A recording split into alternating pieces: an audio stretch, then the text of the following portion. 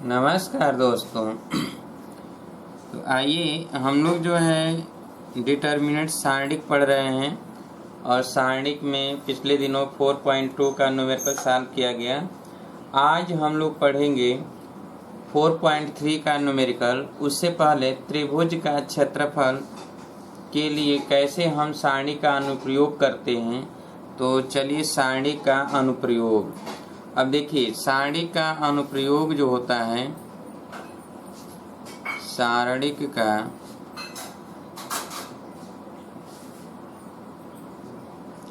अनुप्रयोग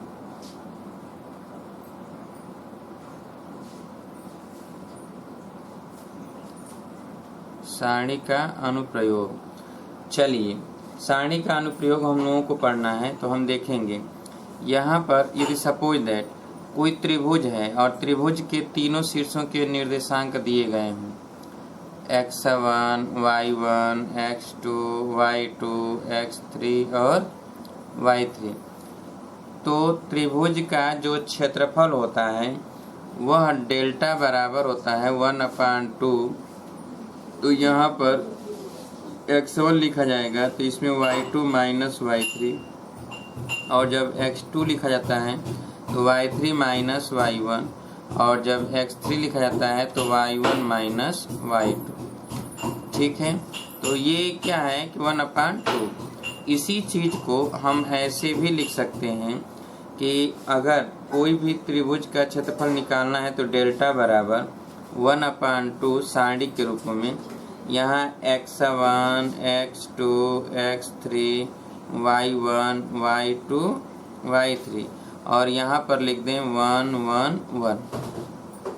ठीक है, तो ये जो आएगा वो यही आएगा जो यहाँ पर आएगा। ठीक है, अगर हम इसको लेते हैं तो देखिए जैसे इससे चलता है प्लस माइनस प्लस, फिर माइनस प्लस, ऐसे ही चलेगा ना, प्लस माइनस प्लस, फिर plus minus plus, plus minus plus, minus plus minus.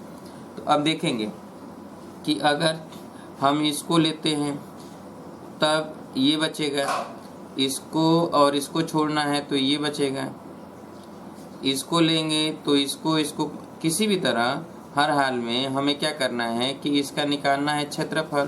तो अगर हम क्षेत्रफल निकालते हैं इधर से लेकर या फिर हम इधर से लेकर निकालते हैं, तो देखिए जब हम x1 लेंगे तो इसी को अगर हम लिखेंगे x1, ये x1 लिखेंगे तो इस रो और इस कॉलम को छोड़ेंगे तो ये लिखेंगे, तो 1/2 x1। तो यहाँ पर ऐसे होगा y2 1, y3 1, यही तो होगा। और फिर प्लस के बाद माइनस, और यहाँ पर x2 लेंगे तो फिर इसको और इसको छोड़ेंगे तो y1 1, y3 1, और जब ये x3 लेंगे तो प्लस x3, और यहाँ पे क्या हो जाएगा, इसको छोड़ना है तो ये y1 1, y2 1। अब यहाँ पे क्या हो जाएगा कि 1/2 तो x1, फिर देखिए इसका गुणा पहले होता है तो y2 माइनस y3 माइनस, अब यहाँ x2 होगा तो इसका गुणा होगा तो y1 पहले आ जाएगा, तो यहाँ पर x2 है तो y1 माइनस y3, और प्लस यहाँ x3 है तो इसका गुणा होगा तो y1 माइनस y2। अब देखिए इसमें माइनस कॉमन लेंगे तो 3 पहले आ जाएगा, y1 बाद में, तो 1/2 x1, और ये y2 माइनस y3, और ये प्लस x2 कर दें तो ये हो जाएगा y3 माइनस y1, और ये x3 तो y1 माइनस y2। तो लिख लीजिए इसे लिख लीजिए जल्दी से कि त्रिभुज सारणी का अनुप्रयोग, और इसमें लिखिए सारणी का अनुप्रयोग, और इसमें लिखिए यदि त्रिभुज के शीर्षों के निर्देशांक क्रमशः x1 y1, x2 y2 तथा x3 y3 हो, x1 y1, x2 y2 तथा x3 y3 हो, तो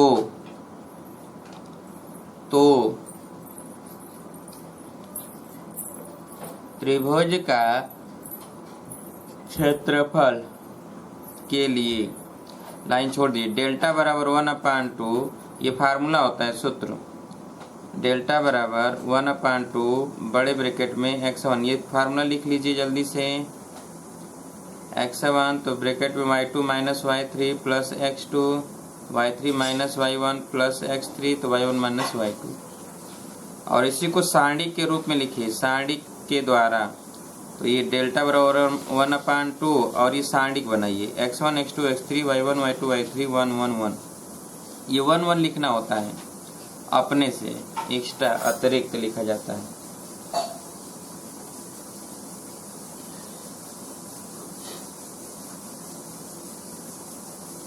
हो गया। अब ये लिख लीजिए 1/2 x1, ये सारणी बना लीजिए जैसे सॉल्व किया गया है। जल्दी से लिख लीजिए इसको इसको इसको। अभी आ गया, ये वही सूत्र मिल गया, इसलिए ये सत्य है।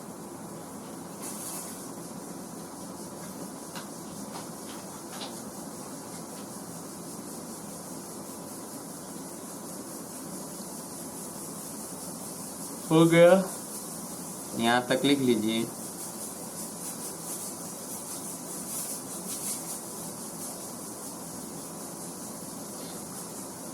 हो गया।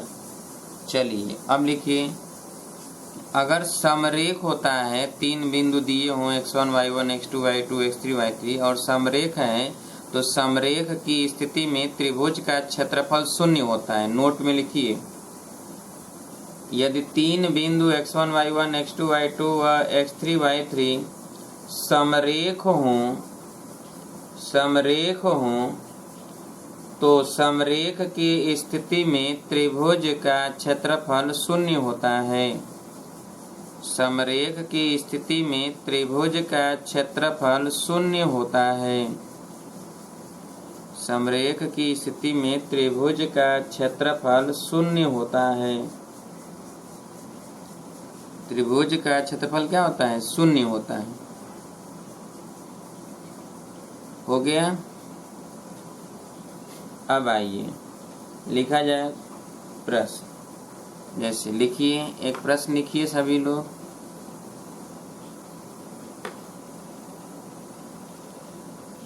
यदि किसी त्रिभुज के शीर्षों के निर्देशांक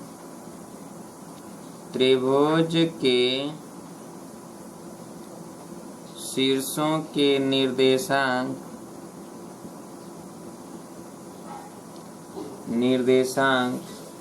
3 8 -4 2 और 5, 1 हो तो 5, 1 हो तो त्रिभुज का क्षेत्रफल ज्ञात कीजिए। त्रिभुज का क्षेत्रफल ज्ञात कीजिए। तो डेल्टा बराबर 1/2 और यहाँ पर लिखेंगे 3 8 -4 2 5 1, यहाँ 1 1 1।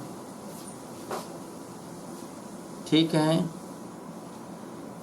अब देखिए, इसका हमें क्षेत्रफल निकालना है, डिटरमिनेंट्स की वैल्यू निकालना है। अब डिटरमिनेंट्स की वैल्यू चाहे आप जैसे निकालना है निकालिए। ठीक है। तो अब यहाँ प्रगुण का हम इस्तेमाल कर दें थोड़ा जल्दी करने के लिए। तो यहाँ पर 3 8 1 और इसमें से इसको घटा दें तो माइनस यहाँ पे 7 हो जाएगा, 2 में से 8 जाएगा -6, 1 में से 1 जाएगा तो 0, यहाँ 5 में से 4 जाएगा तो 5 4 9, 1 में से 2 जाएगा तो -1, 1 में से 1 जाएगा 0। हमने किया क्या कि R2 के स्थान पर लिखा R2 - R1 और R3 के स्थान पर लिखा R3 - R2। तो इसमें से इसको घटाया गया है। इसमें से 1 घटाएंगे 0, 2 में से 8 जाएगा -6, -4 में से -3 जाएगा तो -7, 1 में से 2 जाएगा तो -1, 5 में से माइनस तो माइनस प्लस हो जाएगा। अब देखिए केवल 1/2 इंटू, अब यहाँ तो एक ही बचा ना, और गुणे यहाँ पर इसको और इसको छोड़ना है तो -7 -6 9 और -1, तो इसका गुणा करेंगे तो 1/2 गुणे इसका गुणा होगा तो 7 हो जाएगा। क्यों? इसका गुणा होगा तो माइनस में माइनस का गुणा होगा, यानी -6 × 9। तो ये हो जाएगा कितना कि 1/2 गुणे और ये 7 यहाँ प्लस हो जाएगा, 6 × 9 = 54। अब 54 जोड़ देते हैं तो 7 × 4 = 11, तो 61 हो जाएगा। तो 61/2 वर्ग मात्रक सॉल्व कर लीजिए। प्रगुण के माध्यम से हम सॉल्व कर लेंगे। प्रगुण इस्तेमाल अगर करेंगे तो जल्दी से लग जाएगा, तुरंत आ जाएगा। या फिर आप जैसे करना चाहते हैं उसी तरह करना चाहते हैं तो वैसे ही आप करिए। हो गया।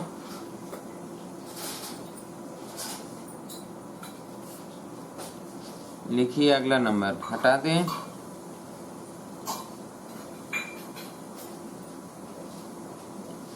अगला नंबर लिखिए, यदि बिंदु A0, 0B तथा 1, 1 समरेख हो तो सिद्ध कीजिए कि 1/A + 1/B = 1। सिद्ध कीजिए कि 1/A + 1/B = 1। तो चलिए, डेल्टा समरेख की स्थिति में, ठीक है, डेल्टा बराबर 0 होगा। समरेख की स्थिति में डेल्टा तो 0 है। अब यहाँ पर डेल्टा के स्थान पर लिखेंगे क्या? A0, 0B 1, 1, तो यहाँ पर 1, 1, 1 यही तो लिखना है ना। अब हम क्या करेंगे कि यहाँ पर हमें 0, 0 लाना है। ये तो डेल्टा 0 है, तो यहाँ पे हम इसको घटा देते हैं। तो चलिए इसमें लिखें, इसको हम इसमें से घटा दें तो क्या हो जाएगा?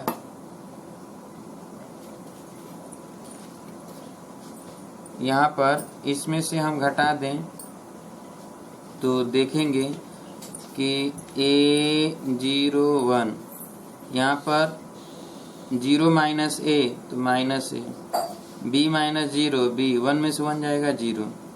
अब यहाँ पे 1 में से 0 जाएगा 1, 1 में से B जाएगा तो 1 - B, और 1 में से 1 जाएगा तो 0। ये आ गया, ये बराबर 0 है। ठीक है, अब इसको, इसमें केवल यही तो बचा ना, ये तो हम लिखेंगे 1 और इंटू, और ये -A B 1 और 1 - B बराबर 0। अब इसको गुणा करें इसमें, तो माइनस का गुणा करेंगे तो -A इंटू प्लस AB और फिर -B बराबर 0। अब देखिए AB से पूरे समीकरण में भाग दे दें तो AB से भाग देने पर A इंटू B से दोनों तरफ भाग देने पर तो भाग दीजिए, तो -A/AB प्लस AB/AB और -B/AB बराबर 0/AB।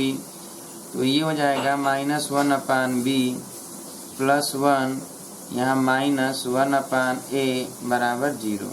तो ये दोनों उधर चला जाएगा तो 1/A प्लस 1/B और 1 इधर आ जाएगा तो 1। ठीक है, प्रूव कर लीजिए इसको।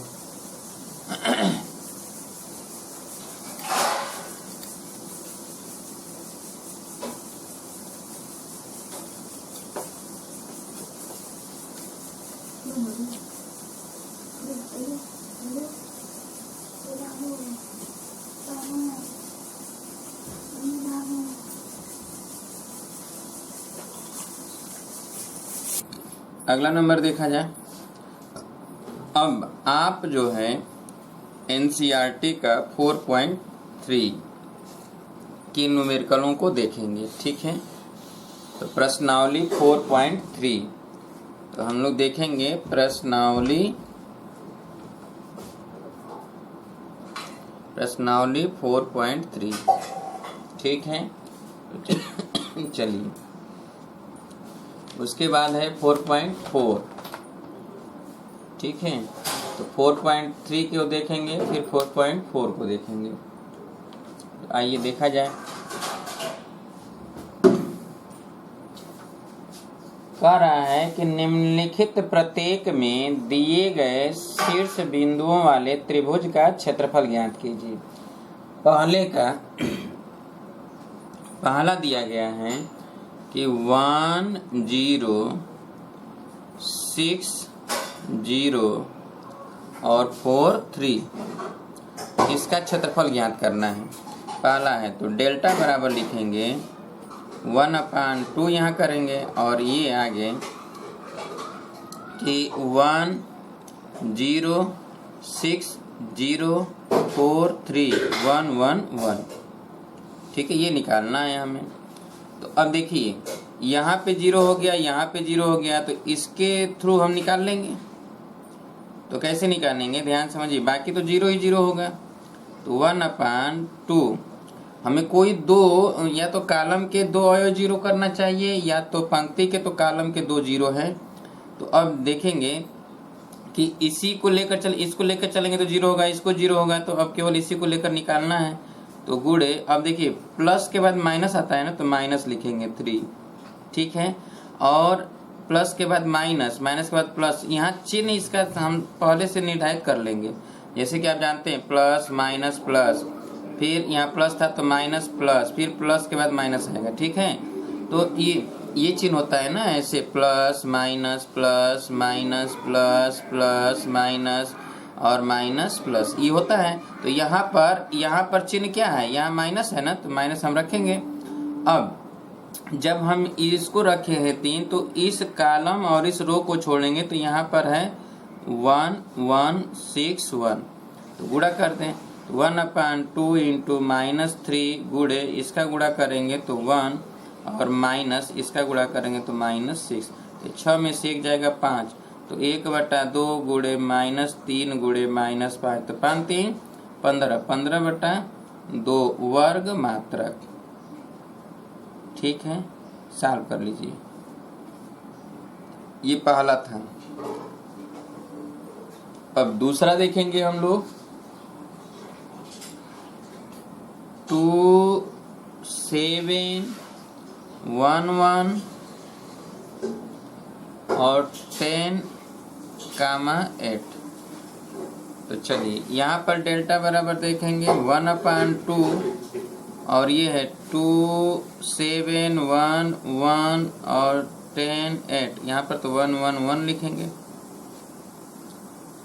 ठीक है, अब देखिए, अब हमें 0 लाना है, तो 1/2, ध्यान समझिए, इसका मान निकालने के लिए या तो हम क्रम से निकाल लें, या तो फिर हम क्या करें कि प्रगुण का इस्तेमाल कर लेते हैं, ताकि थोड़ा आसान हो जाएगा, जल्दी से आ जाएगा। तो 2 7 1, यहाँ पर देखिए इसमें से इसको घटाएंगे, तो 1 में से 2 घटेगा तो -1। ठीक है, 1 में से 7 जाएगा तो -6, 1 में से 1 जाएगा 0, 10 में से 1 जाएगा तो 9, 8 में से 1 जाएगा तो 7, 1 में से 1 जाएगा तो 0। हमने किया क्या कि जो R2 है इसके स्थान पर R2 माइनस R1 किया, और R3 के स्थान पर R3 माइनस R2 कर दिया।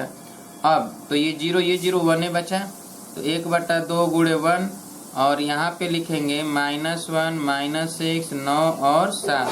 अब यहाँ 1/2 गुणे 1, और ये हो जाएगा क्या कि -7 और माइनस माइनस प्लस हो जाएगा, 9 छक्का 54। क्यों, तो 9 गुणे 6, तो यहाँ पे 54 हो जाएगा, प्लस होगा क्योंकि माइनस है यहाँ पे। 54 में से 7 जाएगा तो 47। ठीक है, तो ये हो जाएगा 47/2 वर्ग मात्रक। सॉल्व कर लीजिए।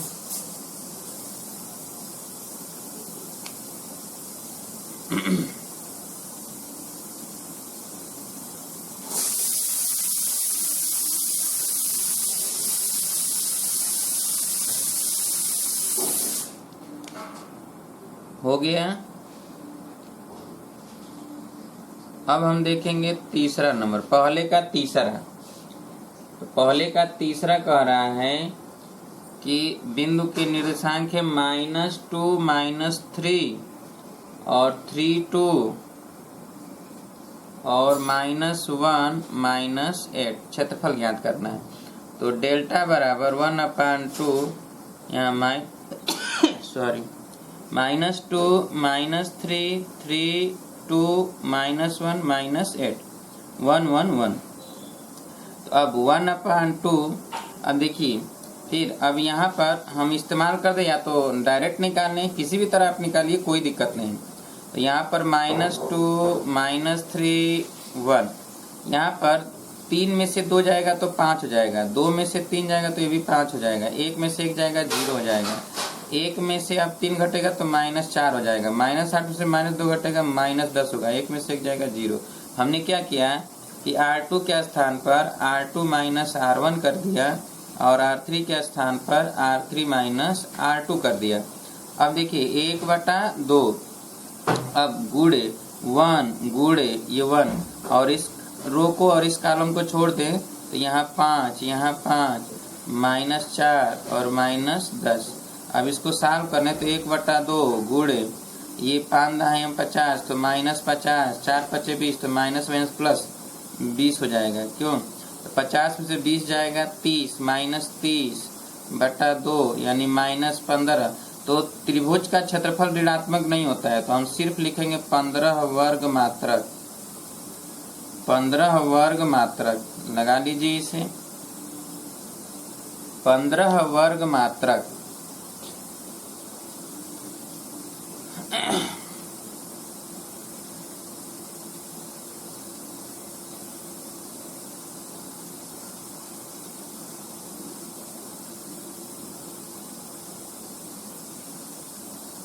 हो गया।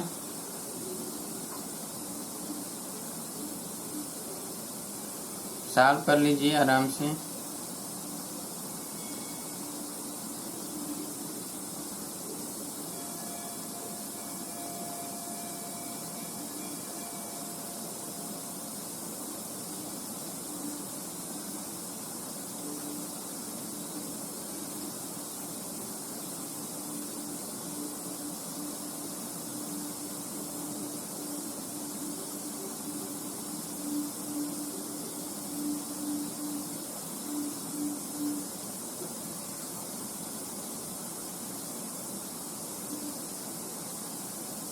हो गया।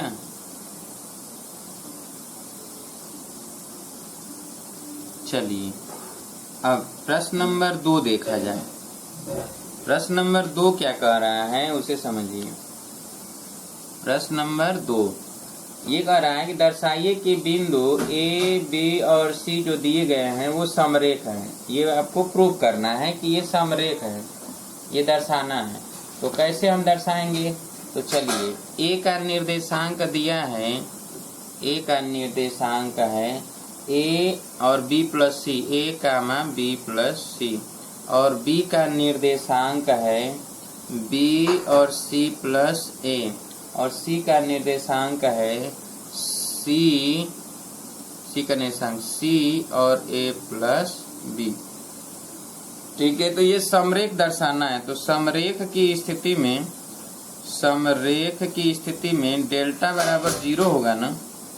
इसका मतलब हम यहाँ पर लिखे कि डेल्टा के स्थान पर ये 1/2 और यहाँ a b plus c, b c plus a, ठीक है, और सी तो ए प्लस बी, और यहाँ पे 1 1 1, ठीक है। तो ये 0 दर्शाना है। अगर ये 0 आ गया, इसकी वैल्यू 0 आ गया, तब तो ये जो है डेल्टा की वैल्यू ये है, तो डेल्टा का मान हमने निकाल लिया। और ये 0 अगर आ गया तो समरेख है, और 0 नहीं आया तो समरेख नहीं। चलिए, तो हम यहाँ पर जोड़ देते हैं 1/2 और सबको जोड़ दें, तीनों C1 C2 C3 को।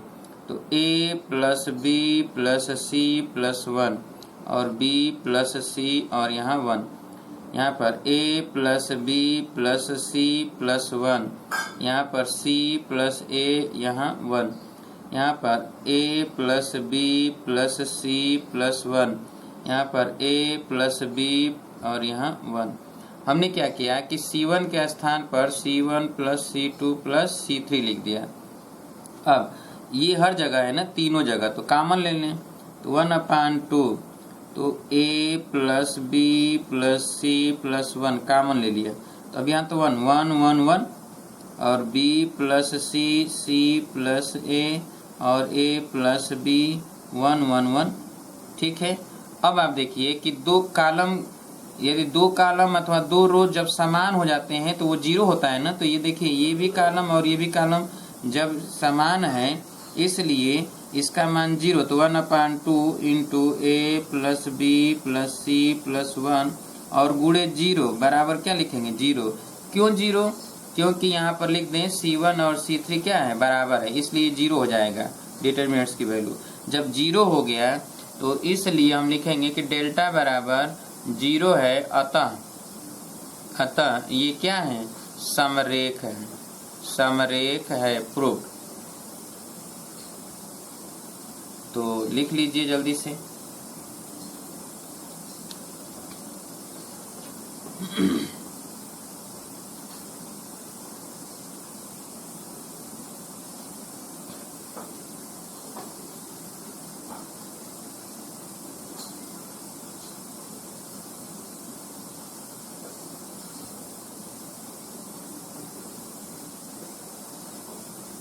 हो गया।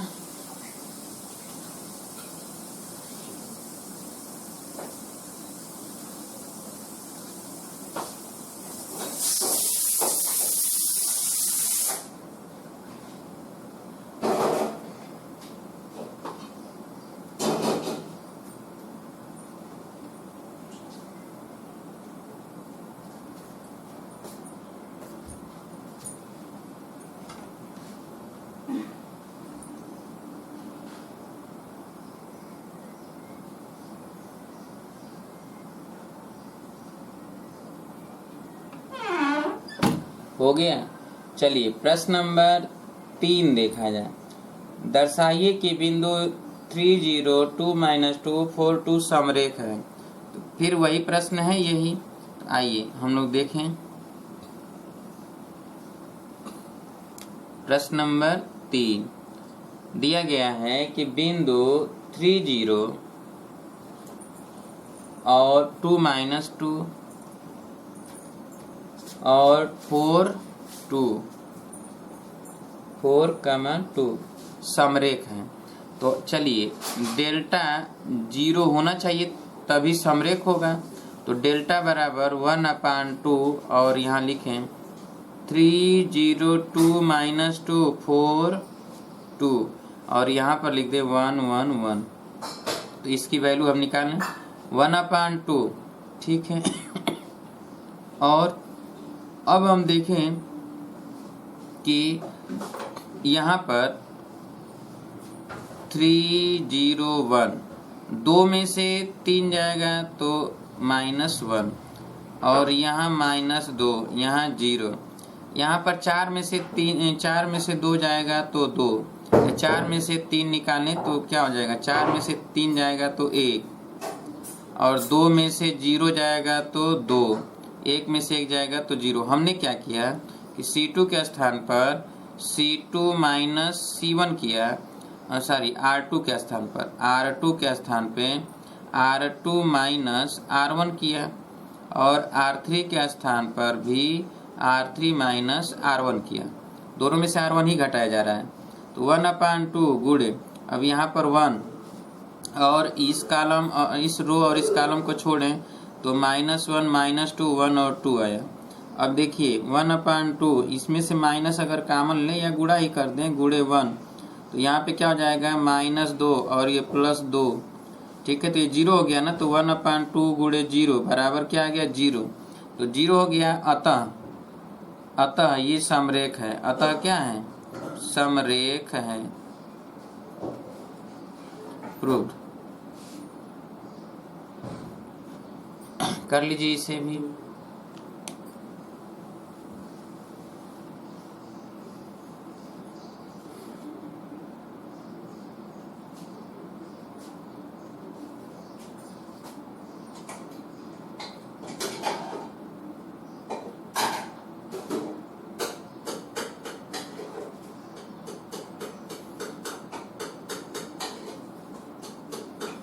हो गया। चलिए चौथा नंबर देखा जाए। कह रहा है कि प्रत्येक में k का मान ज्ञात कीजिए यदि त्रिभुज का क्षेत्रफल 4 वर्ग इकाई है जहां शीर्ष निम्नलिखित है। k का मान ज्ञात करना है। चौथे का पहला k का मान ज्ञात करना है, तो ये है k0, ठीक है, 4 0 और है 0 2, और त्रिभुज का क्षेत्रफल दिया है 4 वर्ग मात्रक, ठीक है। तो k का मान ज्ञात करना है, तो आइए हम लोग k का मान ज्ञात करते हैं। तो डेल्टा बराबर 1/2 और 1/2 और इसमें लिख दिया जाए कि ये k 0 4 0 0 2, ठीक है, और यहाँ पे 1 1 1 बराबर यहाँ पर लिखेंगे क्या 4। अब जरा ध्यान से समझिएगा, यहाँ पे जैसे पीछे हमने कहा कि त्रिभुज का क्षेत्रफल -15 आया था, तो जब -15 आ गया था तो उसको भी हमने क्या कर दिया कि 15 ही वर्ग मात्रक बताया, लिखा, उसको माइनस हमने नहीं लिखा। अब आपको क्या करना है कि जब इसका मान अगर कहीं त्रिभुज का क्षेत्रफल 15 दिया है तो आंसर में माइनस आया था या प्लस आया था ये तो पता नहीं है, तो एक बार आप माइनस रखेंगे और एक बार क्या करेंगे प्लस। जब भी त्रिभुज का क्षेत्रफल रखना होगा तो एक बार माइनस रखा जाता है और एक बार प्लस रखा जाता है, ठीक है। तो चलिए यहाँ डेल्टा बराबर, तो यहाँ पर 1/2 और यहाँ पर क्या है कि अब यहाँ पर देखें तो ये 0 है तो 2 लेंगे, तो इसको छोड़ेंगे तो ये लिखें, तो यहाँ पर कर दें गुणे 2, और यहाँ पर k1 और 4 1 ये लिखेंगे और बराबर +-4 लिखा जाएगा यहाँ पर, ठीक है। अब देखिए 2 से ये 2 क्या हो जाएगा, कैंसिल हो जाएगा। अब यहाँ पर क्या हो जाएगा k × 1 -4 × 1 बराबर +-4। अब देखिए यहाँ पर यदि k-4 बराबर +-4, तो अब पहला धनात्मक चिन्ह लेने पर k-4 बराबर 4, तो k बराबर कितना 8, एक तो ये आंसर हो गया। दूसरा ऋणात्मक चिन्ह लेने पर k-4 बराबर -4, तो k बराबर उधर जाएगा तो -4 + 4 बराबर कितना 0, तो k बराबर 0 या तो 8, दोनों में से कुछ भी हो सकता है, ठीक है। तो लिख लीजिए इसको, k का मान या तो 8 आएगा या तो 0 आएगा।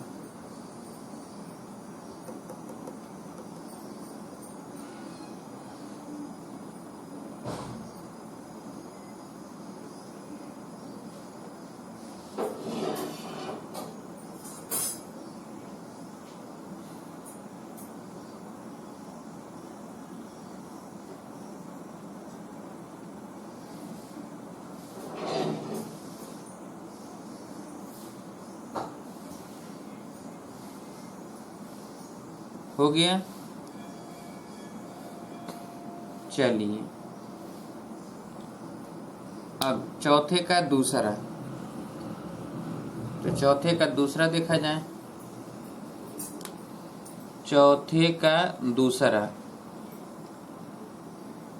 कहा जा रहा है कि -2 0 बिंदु के निर्देशांक है -2 0 और है 0 4, -2 0 0 4 और 0 k, और त्रिभुज का क्षेत्रफल कितना है 4।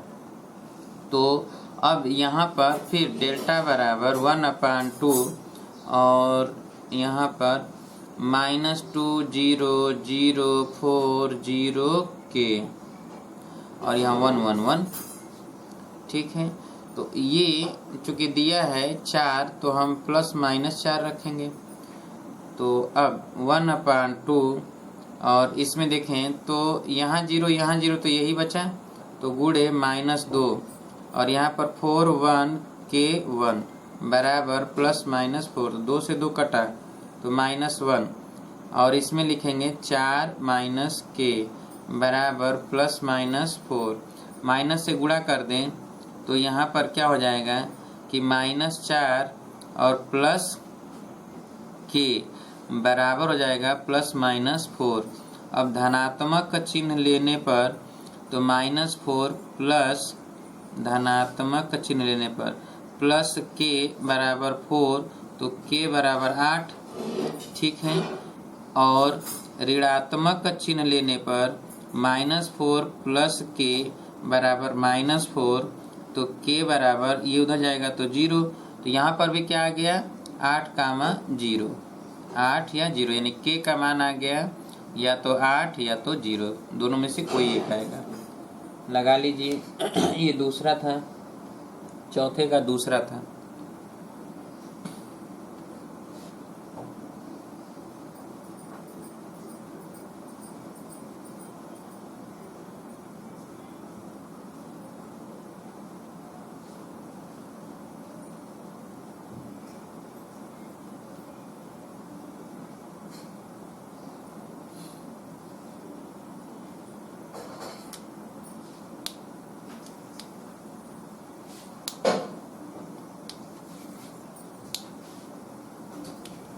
हो गया।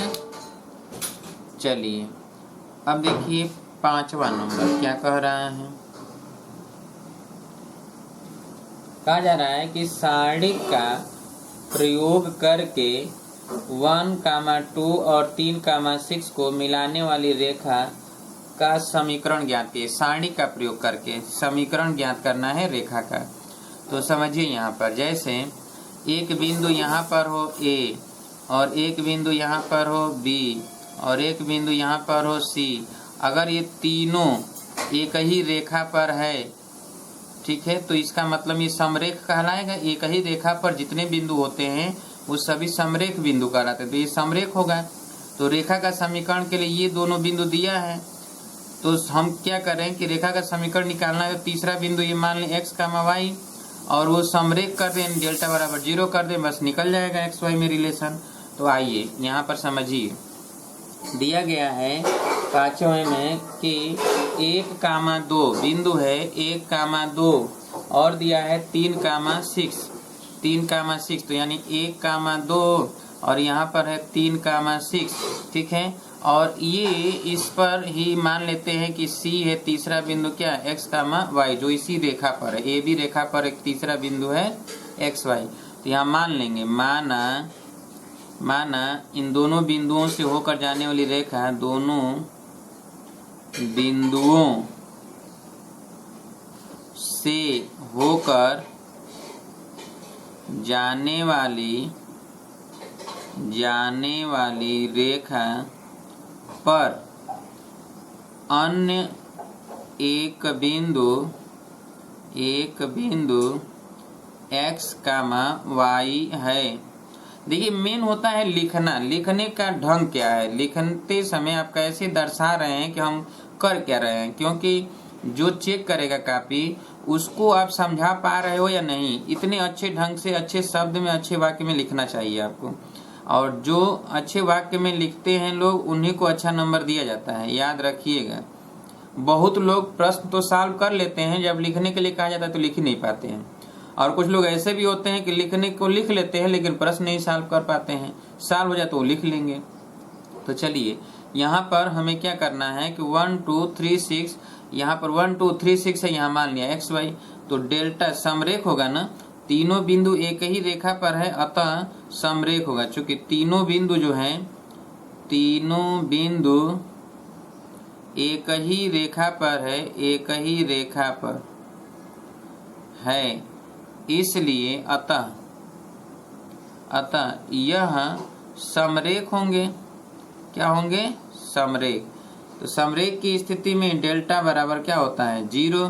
तो यहाँ पर 1/2 और यहाँ लिख दें 1 2 3 6 x, y, यहाँ 1 1 1 बराबर 0 कर दें। इसका मतलब यही, ये तो चूंकि 1/2 तो इधर 0 ही हो जाएगा, केवल इसी को सॉल्व करना है। तो हम क्या करें, या तो सॉल्व कर लें जैसे आप सारणी सॉल्व करते हैं, या तो फिर हम घटाकर गुणा कर दें तो ये केवल एक ही निकल जाएगा। जैसे भी आप चाहते हैं वैसे निकालिए, ठीक है। अगर हम इसको सारणी के माध्यम से प्रगुण का इस्तेमाल करना चाहते हैं तो प्रगुण का इस्तेमाल कर दीजिए। तो यहाँ पर क्या हो जाएगा 1, ठीक है, 1 2 1, 3 में से 1 जाएगा 2, 6 में से 2 जाएगा तो 4, 1 में से 1 जाएगा 0, और x में से 1 जाएगा तो x माइनस 1, y में से 2 जाएगा y माइनस 2, और यहाँ 0 कर दिए बराबर 0। अब हम इसको लिखते हैं यहाँ पर, तो इसमें अब ये 0 तो केवल यही बचा ना, तो 1 इंटू हम लिखेंगे, इसको छोड़ दे इसको छोड़े तो 2 4 x माइनस 1 और y माइनस 2 बराबर 0। गुणा करेंगे तो 2y माइनस 4 हो जाएगा, और माइनस 4 गुणे x माइनस 1 बराबर 0। ये 2y माइनस 4 माइनस 4x, और माइनस माइनस गुणा होगा प्लस, क्या हो जाएगा 4 बराबर 0। सबको उधर लेके जाएं तो 4x माइनस 2y प्लस है तो माइनस, और 4 4 ये कट जाएगा, ये माइनस 4 है और ये प्लस 4 है तो कट जाएगा ना, क्यों, तो ये तो कट गया तो 0 हो गया। इसका मतलब ये है कि 2 कॉमन ले लें तो 2x माइनस वाई बराबर 0, तो यही हो गया अभिष्ट रेखा का समीकरण। सॉल्व कर लीजिए। अब देखिए इसमें अचर पद नहीं है, अतः ये मूल बिंदु से होकर जाने वाली रेखा का समीकरण है। ये भी कह सकता था कि आप सिद्ध कीजिए कि इन दोनों बिंदुओं से होकर जाने वाली रेखा का समीकरण मूल बिंदु से होकर जाता है, तो आप यही करेंगे, और उसमें अचर पद नहीं होगा तो आप कह देंगे कि ये मूल बिंदु से होकर जा रही है।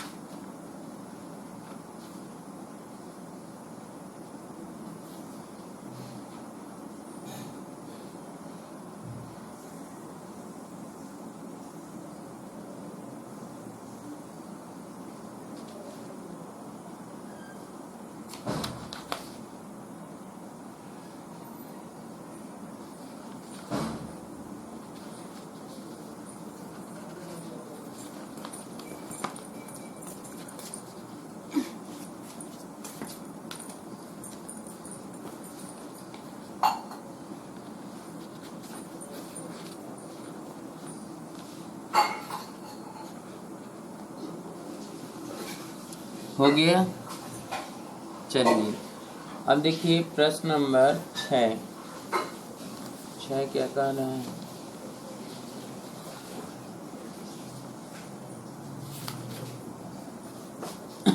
सारणिकों का प्रयोग करके 3 1 और 9 3 को मिलाने वाली रेखा का समीकरण ज्ञात कीजिए। यह भी प्रश्न वही है, ठीक है। अतः यहाँ पर हम लिखेंगे प्रश्न नंबर 6, सेम प्रश्न है। 3 1 केवल ये बिंदु हो गया 3 कामा 1 और 9 कामा 3, यहाँ पे 9 यहाँ पर 3, तो यहाँ पे कर दीजिए 3 कामा 1, यहाँ पे कर दीजिए 9 कामा 3, ठीक है।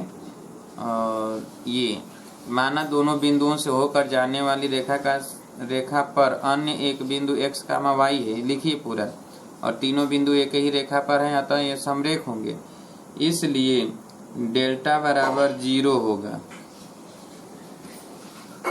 1/2 यहाँ 3 1 9 3 x कामा y 1 1 1 बराबर 0।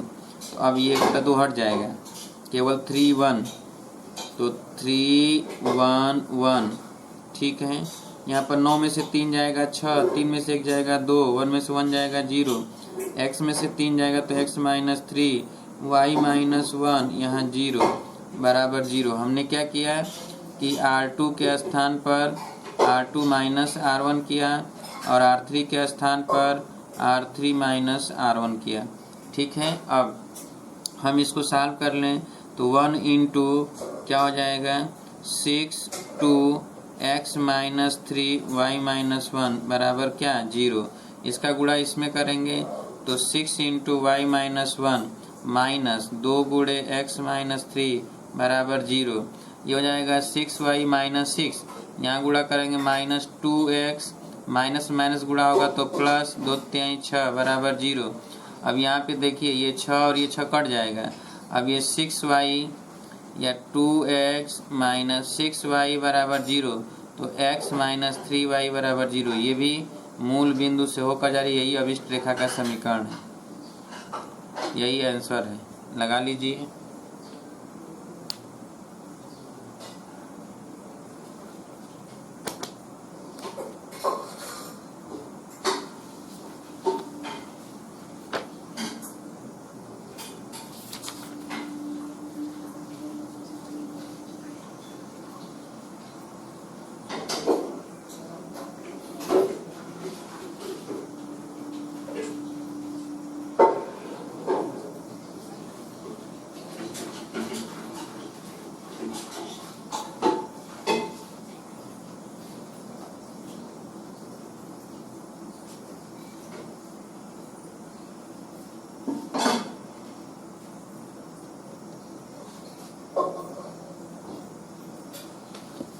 हो गया।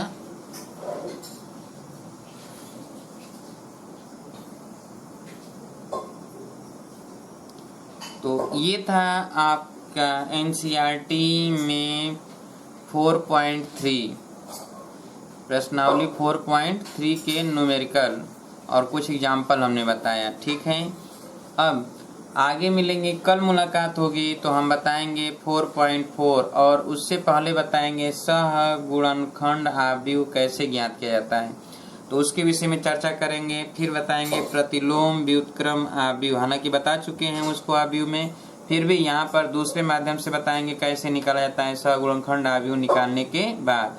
तो कल मुलाकात होगी तो हम उस पर चर्चा करेंगे। आप जो है जैसा कि पर डे कहा जा रहा है कि आप अपने दोस्तों यारों से खूब बताइए, जितना बता सकते हैं।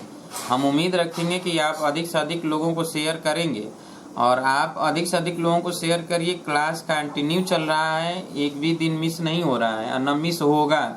क्लास इसी तरह अनवरत चलता रहेगा जब तक कि कोर्स समाप्त न हो जाए। और आप देख रहे हैं कि हम कॉम्पिटिटिव लेवल तक के प्रश्नों को भी बता रहे हैं। फिजिक्स में तो अधिकतर प्रश्न बताया जा रहा है, जो आपके एनसीईआरटी में नहीं है वो भी हम बता रहे हैं, और मैथ में भी बताएंगे। परंतु मैथ में पहले एक बार आपका एनसीईआरटी में जितने सिलेबस दिए गए हैं उस स्तर का ख़त्म कर लिया जाए, तो उसके बाद हम बताएंगे। फिजिक्स में तो हम आपको इसलिए बता दे रहे हैं कि न्यूमेरिकल में आप उलझ सकते हैं, इसलिए अधिक से अधिक बता दिया जा रहा है। यहाँ पर तो आप न्यूमेरिकल सॉल्व कर लेंगे आसानी से।